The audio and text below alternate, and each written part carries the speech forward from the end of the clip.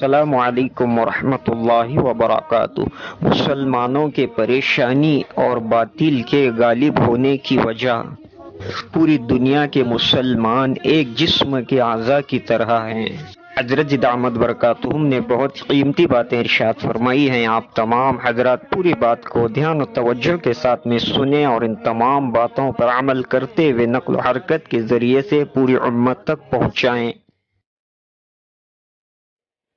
مسلمان اس زمانے میں پریشان یوں ہے کہ ہم جب دین پر چل رہے ہیں تو کامیاب کیوں نہیں ہیں، اور باوجود مسلمانوں کے دین پر چلنے کے باطل کیوں غالب ہے۔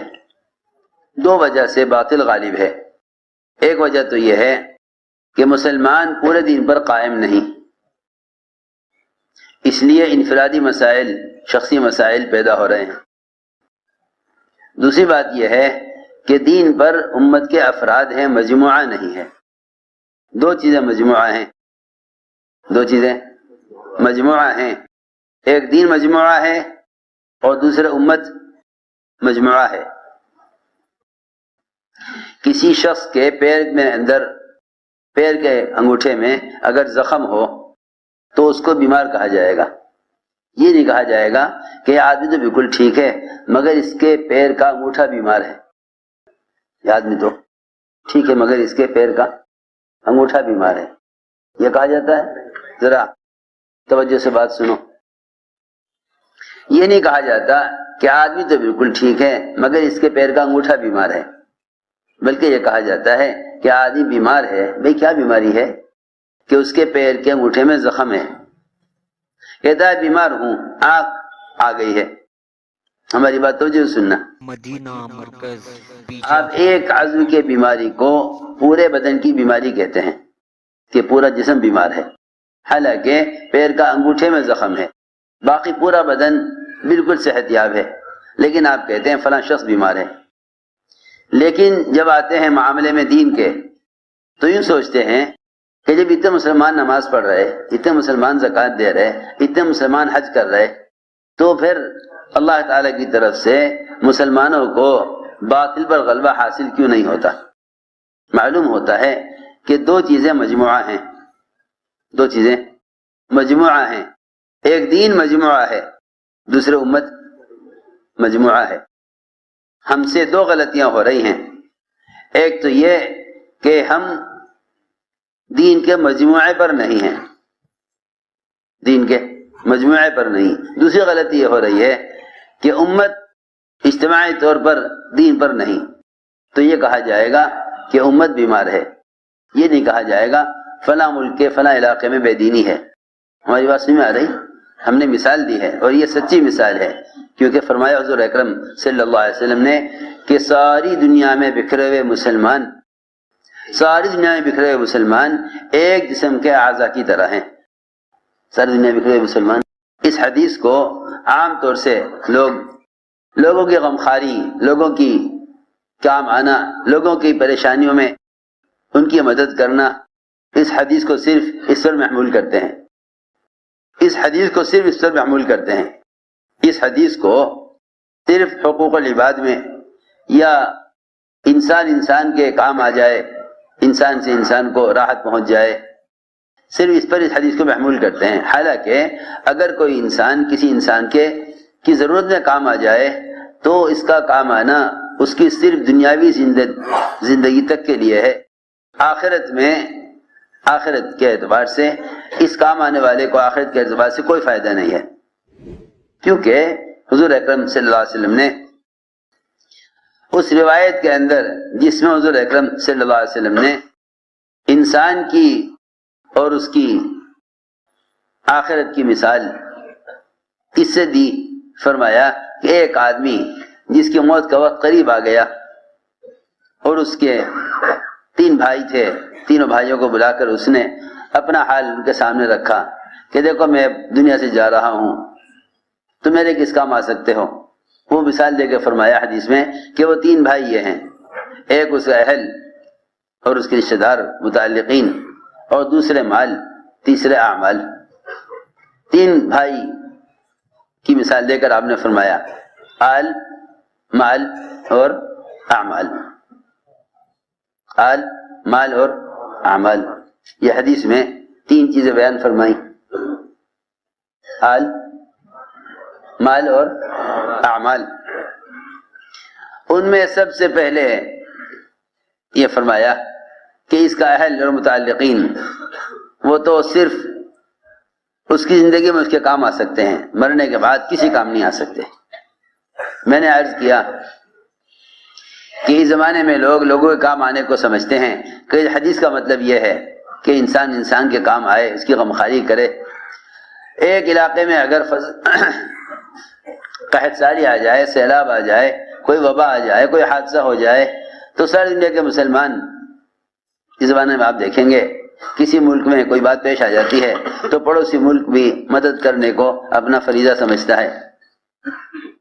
چاہے پڑوسی ملک وہ مسلمان ہی کیوں نہ ہو، لیکن وہ مسلمانوں کی مدد کرنے کو اپنا واجب اور اپنا فریضہ سمجھتا ہے. اس حدیث کو لوگ صرف لوگوں کے دنیاوی اعتبار سے کام آنے کو اس حدیث کا مطلب سمجھتے ہیں، حالانکہ انبیاء علیہ السلام میں اس سے کہیں زیادہ اضطراب اور بے چینی امت کے لیے امت کی آخرت کے اعتبار سے ہے. کیوں؟ اس لیے کہ وہ جانتے ہیں کہ اگر ان کی کوشش کر کے آخرت بن گئی تو ان کی دنیا بھی بن جائے گی. ان کی دنیا بھی، اس لیے کہ دنیا کے بننے سے آخرت کے بننے کا کوئی تعلق نہیں، لیکن آخرت کے بن جانے سے دنیا کے مسائل کا حل کا تعلق ہے.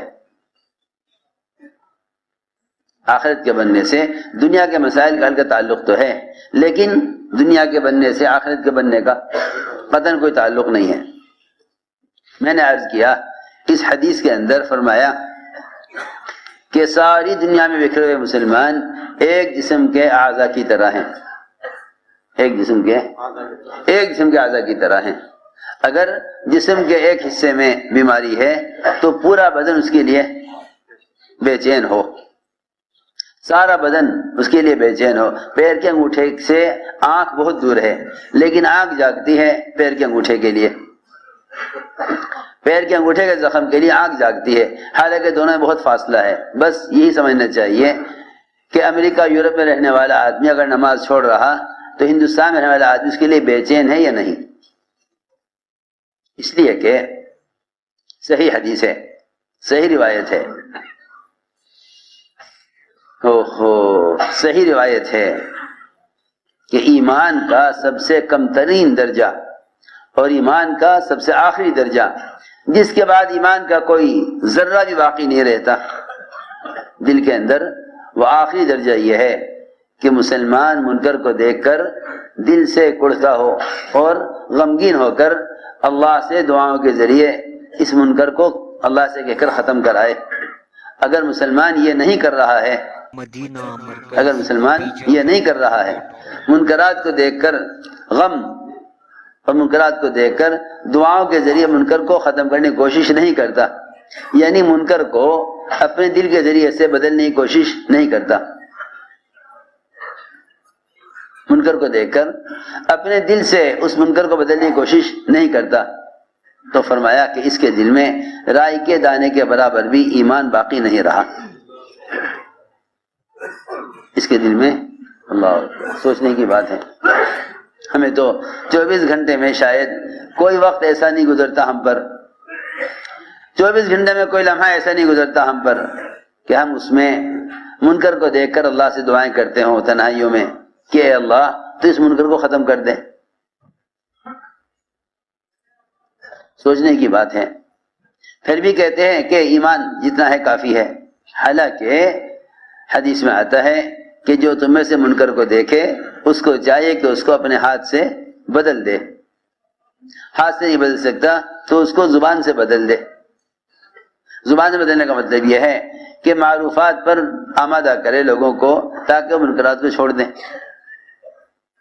اور اگر یہ ہاتھ سے بھی نہیں بدل سکتا اور زبان سے بھی نہیں کھول سکتا تو پھر منکر کو بدلنے کا سب سے آخری درجہ یہ ہے کہ یہ دعاؤں کے ذریعے اللہ سے کہہ کر اس منکر کو ختم کرائے. اگر یہ بھی نہیں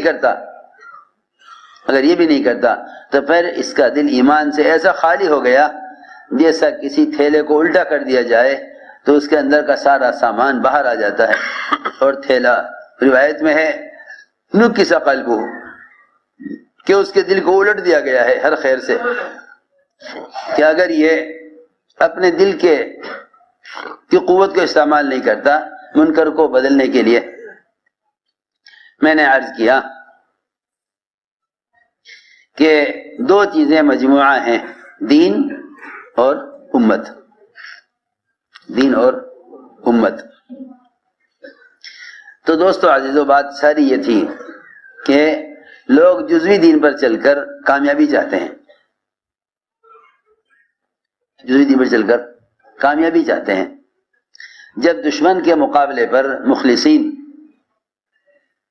باطل آ گیا مقابلے پر اور سارے کے سارے مخلصین صف اول کے لوگ عبادت میں اور اخلاص میں اور سچائی میں اول نمبر کے لوگ،